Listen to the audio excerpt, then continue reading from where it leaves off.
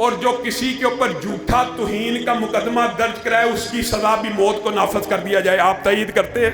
صحابہ صحابہ صحابہ صحابہ. رسول اللہ کی توہین کی سزا موت جو ہے وہ ڈکٹیٹر نے بنائی ہے کہ رب نے بنائی ہے؟ اللہ نے. رجب بٹ کو طلب کیا, اس کے موبائل کو ضبط کیا, اس کو قتل کرو, تختہ دار پہ کھینچو مجھ کو.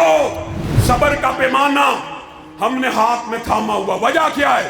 کیونکہ اہل حدیث قانون ہاتھ میں لینے کا قائل نہیں ہے. میں نے پچھلے سال یہ بات کہی تھی کہ گستاخ صحابہ اس ملک میں یا گرفتار ہوگا یا ملک سے فرار ہوگا.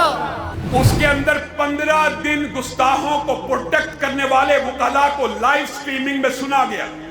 جس دن لائیو سٹریمنگ نہیں چلی کہا گیا جعلی توہین کے مقدمے کاٹے جاتے ہیں تو مکتبہ فکر اہل حدیث پہ کاٹے جاتے ہیں.